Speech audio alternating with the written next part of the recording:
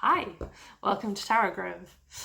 This morning I have the Hexen 5.0 tarot for you. I received this deck, or a bunch of the decks, on Saturday morning, and I've kind of been putting off doing this unboxing because honestly I am kind of intimidated by this deck.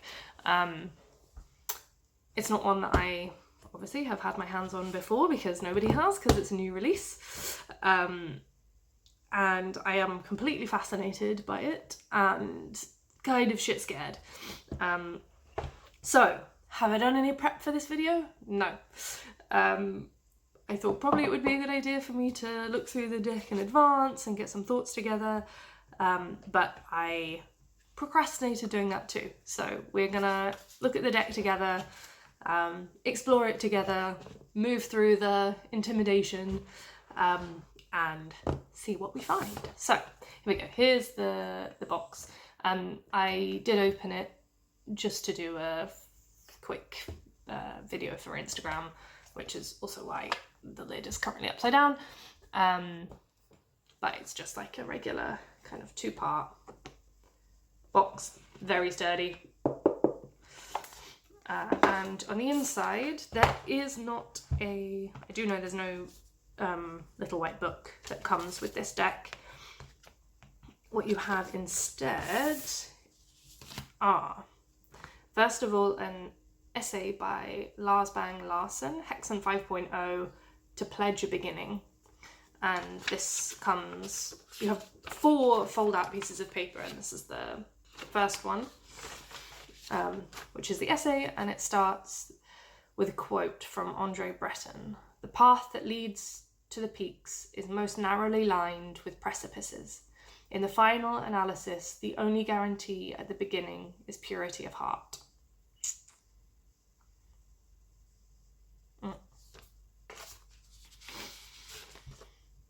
And then we have some massive diagrams. I should also preface this by saying that I am dyslexic, and so part of the reason I feel intimidated by this deck is because there's a lot of writing.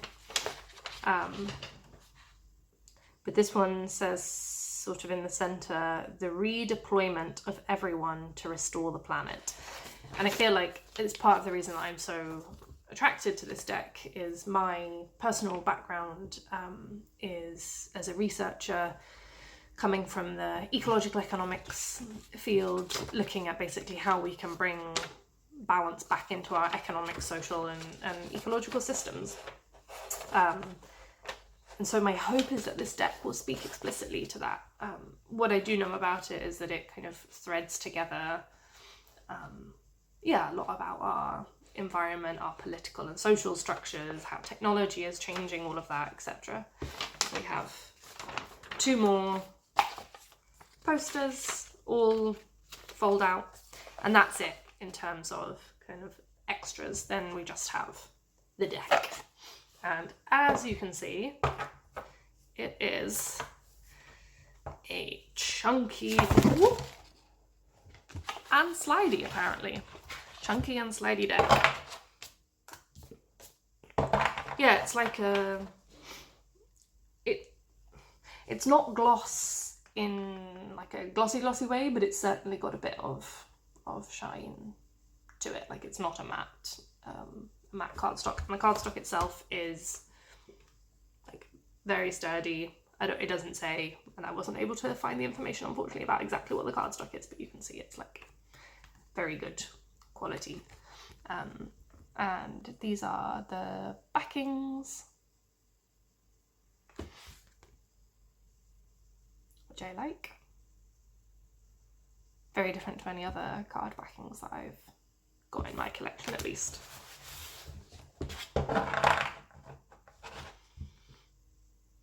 Okay, so let's do a little flip through. I'll share the cards with you.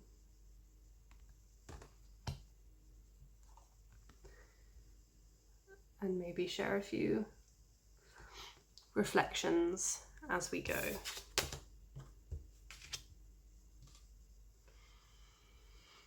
So we've got, I think one of the first things that strikes me is that this deck, like before getting kind of overwhelmed by the phrases, I think a way in for me will be through colour. I think if I can like let my eyes relax onto the cards and take in like what the energy of the card is, and then allow myself some time to kind of settle into the card and then see what my eye is drawn to on a particular occasion, that will be a good way to work with it, rather than trying to like read all of the text on the card and then try and understand it through like a mental perspective. Because I do think, for me, one of the things that I really value about tarot is that it can like integrate my mind and my mental capacities with intuition, the heart, and like even like the kind of physical grounding experience of working with cards.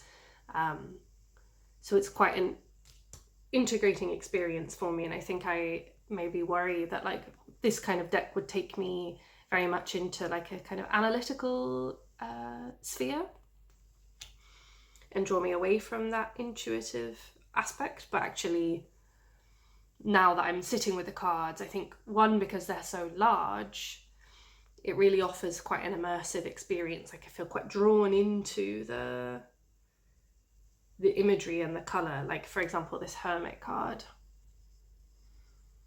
despite the fact that there's a lot of text on there, the first thing that I'm getting from it is something almost a little bit psychedelic, but in quite an internal way. So, you know, we have the classic like mountain symbolism for the Hermit, and then this kind of solar system of stars and these like bright rays that are coming out of the center. And to me, this speaks to the kind of magical complexity of our inner world, and the fact that, yeah, maybe we might feel like our psyche and our internal space is, or at least kind of my initial experience of it when I close my eyes and I go into meditate, might be black or full of maybe anxious thoughts or busyness of the mind, that actually when we really can go deep and allow ourselves to explore the kind of mystical inner realms, that there's a lot to be discovered there. So that's what the kind of initial impression I get from this Hermit card. And then the words on the mountain here are traditional knowledge systems. It says knowledge systems embedded in the cultural traditions of regional, indigenous, or local communities. So then I'm immediately thinking, okay, so this is connected to kind of deep ancestral wisdom that we have kind of gathered as a people for thousands of years, and that lives through the cultures that exist today. Indigenous knowledge, folk knowledge, local knowledge. Beautiful. Subsistence, survival, medicine, ethnobotany, healing rituals. So then I think what I might do after like sitting with some of the kind of keywords from the deck and thinking about how that connects with the visual and intuitive reaction that I had to the card, I think I might pick a phrase or something that captures my eye. So psychoactive plant rituals. And then maybe journal around that, or if it's something that I don't know anything about, like ethnobotany, then maybe go away and do a little bit of research and see, just like picking one thing rather than getting overwhelmed by the whole image. Like I do think that this deck invites research and expanding our knowledge base in a really interesting way. And I think for me, a way in is to do that. Yes, starting with sitting with the visual of the card, looking at the keywords and seeing how that interacts with my impression of the card, and then picking something from the card to go away and do a little bit of research on. And then like slowly over time, it's a deck that I will build a relationship with and will help me to form, I feel like, some kind of internal map of the topics that are being covered in the deck. I mean, this must have taken a wild amount of research. So yeah, I'm starting to feel, pulling through the cards, that there's a way in there. And I do see that this is going to be a deck that will require time. And I think probably I will personally be drawing one card at a time, at least until I have a deeper relationship with the deck, until I've, you know, worked with it enough that I might be able to start thinking about maybe pulling two cards and looking at like the relationship between the concepts in the cards. I mean, actually, maybe two cards would be a nice, would be doable to begin with, but I certainly don't think this is a deck for me for large spreads or for asking kind of and answering small day-to-day questions. For me, it feels like a deck that will help me to feel into my own worldview, my own values, challenge me, I'm sure, in lots of ways. Like I think this deck has a very strong voice and a kind of position in a way. And I'm sure I won't necessarily align on everything. But it definitely, to me, feels like an invitation. It's a request for conversation, for dialogue with ourselves and with the systems that we sit within.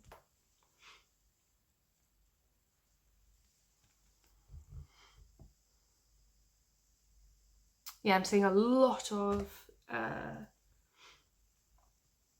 important geometric shapes as well in the deck. A lot of we had like a web here, I guess, with nodes and connections between the nodes. I'm wondering actually if that is the Tree of Life. Maybe not. Somebody who actually knows about what the Tree of Life looks like, tell me, is that the Tree of Life or not? I'm not a Kabbalah, Thoth knowledgeable person at this point on my to-do list. And then there's also a lot of circles and wheels with spokes. So we've entered the one suit now. So you can see that like there's really no difference in terms of intricacy between the majors and the minors. Like every single card in the deck is jam-packed with symbolism, writing, colour. Extinction Rebellion for the Two of Wands.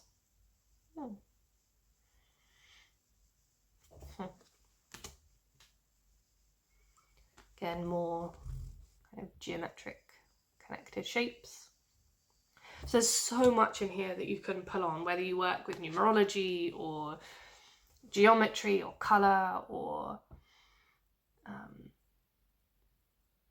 you love a juicy guidebook. Like, clearly there's no guidebook to this, I think, precisely because there's so much text on the card already. And although the text on the card maybe doesn't necessarily read like a guidebook entry, it does often include quotes. This card, for example, Four of Wands, the text on the bottom here, which is not just sort of phrases or quotes, says,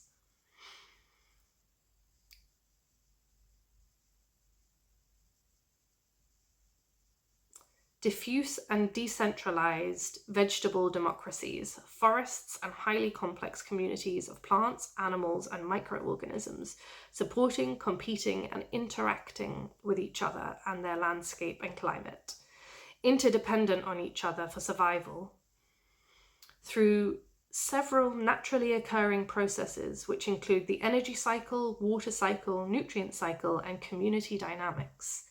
And then the sort of overarching title is Politics of the Forest, which is just like, yeah. I mean, I first of all adore the artwork of this card. And then, yeah, I mean, a totally innovative take on the Four of Wands, thinking about our interdependence and using the forest as a example system. But I mean, you could read this as interdependence more broadly as well. And there's some symbiosis in the middle, and it says, there's a quote from Stefano Manusco: forests or fields of wildflowers make decisions based on what the environment can support, not on the desires of a sovereign power. Hear, hear. Yeah, this deck for sure is all about calling us back into balance with the natural world. There's also, as you can spot here, and I'm sure there's been more before now, there are specific people who are represented in the deck, like real people. So I know that there's Greta Thunberg in here somewhere, and Octavia Butler. This is French philosopher and sociologist Christian Anarchist. Oh, no. He's a Christian anarchist. His name is Jacques Ellul.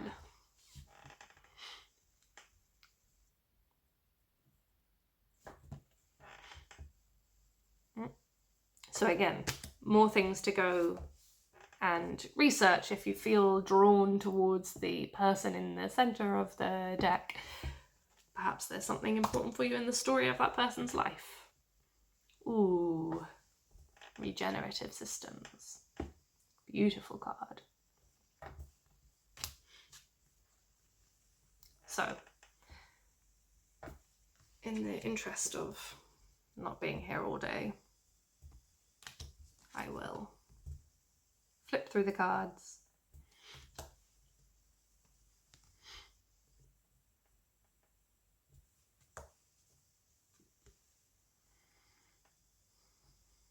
Without talking about every single one.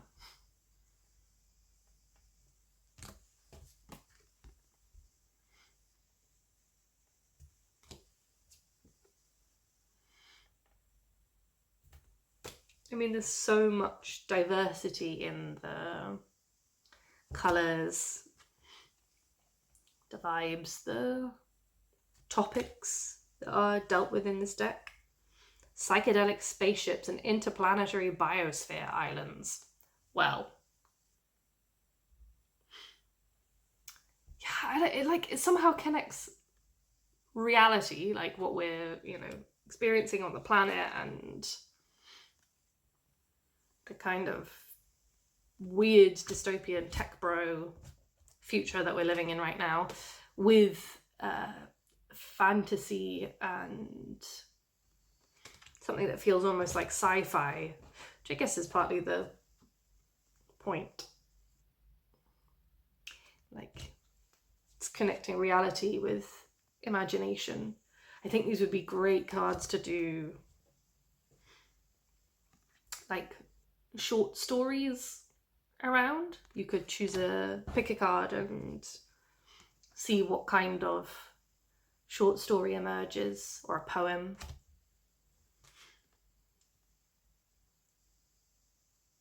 I feel like it could require its own journal. Like, you could make your own. Here we have Octavia E. Butler as the Queen of Chalices. All that you touch, you change. All that you change, changes you. The only lasting truth is change.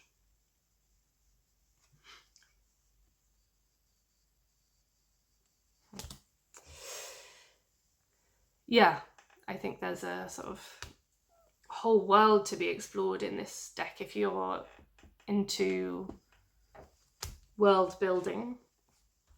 And personally, I think that's a really beautiful way of connecting with tarot decks. That's why I have more than one tarot deck. I feel like each deck opens a doorway to a different realm. You know, I have decks that act as a portal into my grief. Decks that help me to ground and connect with a sort of earthly, ancient part of myself.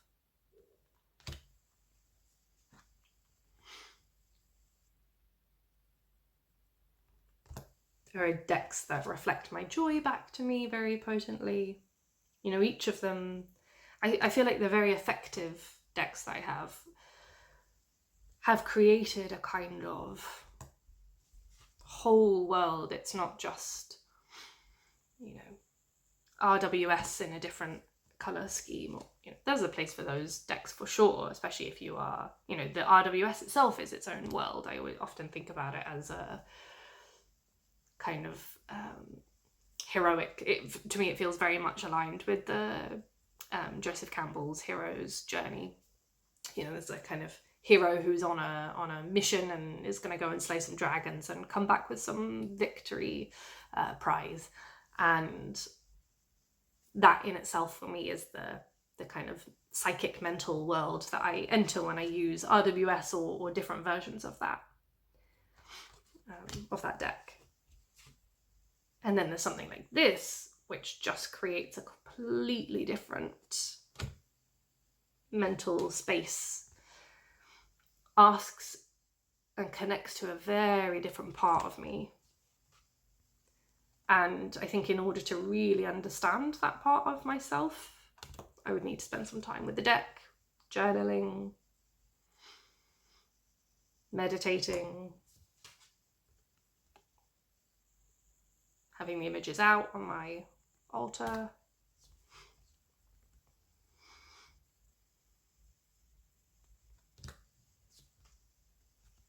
Okay, almost at the end of the deck now. And I think when we get to the end, I will pull a card for the collective and for anybody who's made it to the end of this slightly longer than intended flip through.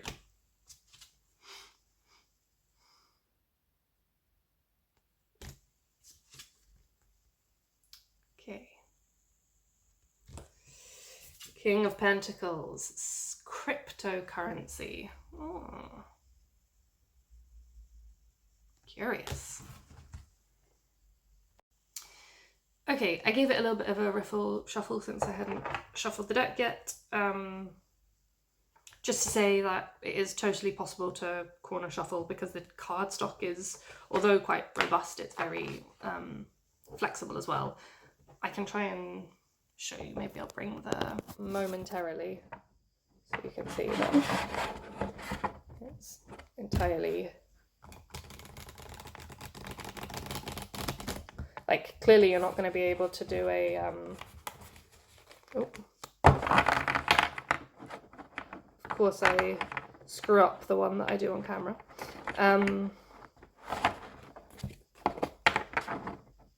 Yeah, you're not going to be able to do a, like, obviously it's massive, so a kind of standard bridge riffle shuffle is not going to be possible. I think also shuffling the cards sideways. Sorry about the very noisy desk, by the way. Partly why I did it off camera. You can see. Also fine, a little bit chunkier. Like, I personally like I corner shuffle all of my decks anyway, because I feel like it bends the cardstock a bit less. Yeah, totally doable and actually really nice cardstock to riffle shuffle. Until I screwed up the pushing together bit, actually it was like a very good shuffle. So I will draw a card, see what this deck has to say to me about, yeah, where we're at right now. What do I need to hear?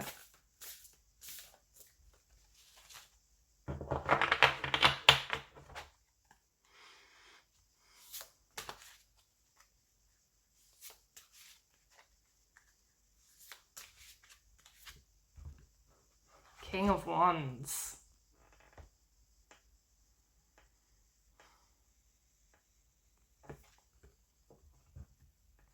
Marvin Minsky. Cognitive and computer scientist and pianist, pioneer of artificial intelligence. Right. There is so much information on this card, but the very first thing that strikes me is, well, first of all, this web of connectedness, but it feels quite cold. It doesn't feel like sort of the web of life. It feels a little bit more like, yeah, kind of computer network web. But I'm interested that he was both a computer scientist and a pianist. There's some kind of melding of something that feels kind of cold and logical and rational with something artistic and, you know, kind of passion. So yeah, it's making me wonder about how we can integrate those aspects of ourselves, which for me checks out for the King of Wands, because we have the King, which in my view is air. The way that I read, not in my view, I don't think there's a right or wrong, but the way that I read kings are as associated with the element of air, and then the Wands obviously being fire. So we have the kind of analytical, logical, mental aspect with our fire and our passion. And the question being, like, what happens when we bring those two things together? And obviously innovation is one answer to that, and that's maybe how we've ended up with something like artificial intelligence and computers and these like very kind of technological advances, because to me there's not much water there, there's not much heart. It's like very abstract and mental, but it still requires the kind of passion and determination of innovation. I think we live in a very King of Wands world if we think about it in this way.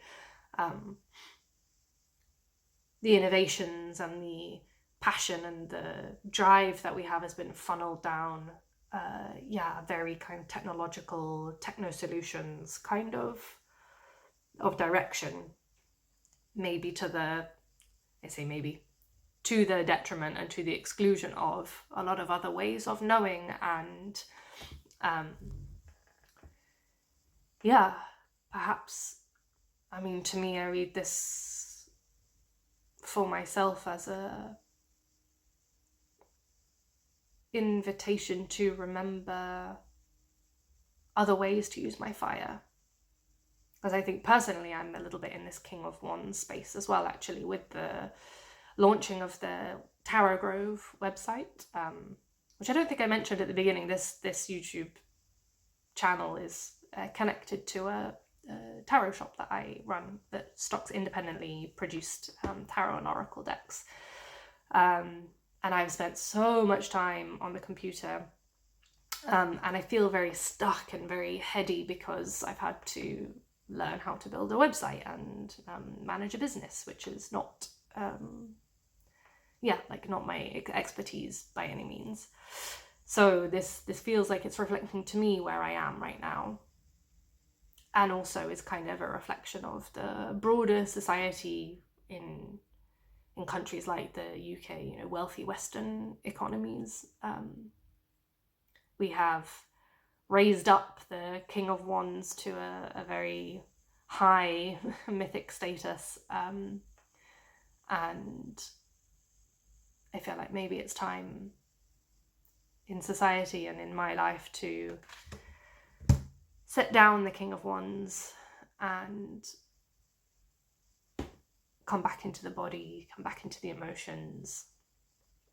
Remember that King of Wands energy needs to be in service to something grounded, physical, emotional, spiritual, on its own, for its own sake. There's a kind of, to me, feels a kind of coldness to the innovation. Can get greedy and spiraling. Yeah. So, remember what the King of Wands is in service to. I think that's the takeaway for today. Don't absent yourself from the King of Wands energy. Don't push it away. But perhaps remember its place in the greater scheme of things. Okay, so that was the Hexen 5.0 tarot. I've got it stocked in my shop, so if you are interested, go to tarotgrove.co.uk to grab a copy. Yeah, very intrigued. I feel my brain buzzing, and a long and slow project of developing a relationship with this deck ahead. But it feels exciting. Actually, working with it has helped me to feel less intimidated by it. It still feels like there is like a lifetime's worth of work in this deck, and Suzanne Treister is a genius. Yeah, honestly, it's I feel like the amount of knowledge in there is unbelievable, but I think working one card at a time, going through those layers from the impression of the imagery to the keywords to finding something to go and research, and I will be looking up Marvin Minsky later. Yeah, feels manageable and feels like just like there's a wealth of knowledge to be worked with in there. So thank you for sticking around this long if you have. Yeah, I'm investing in an overhead phone stand so that I can do the flip throughs on the surface instead, so that they will be a little bit clearer, and you'll get to see the cards in a bit more detail. But for now, until that arrives next week, yeah, we're working this way. Thank you so much for staying, and I'll see you in the next video.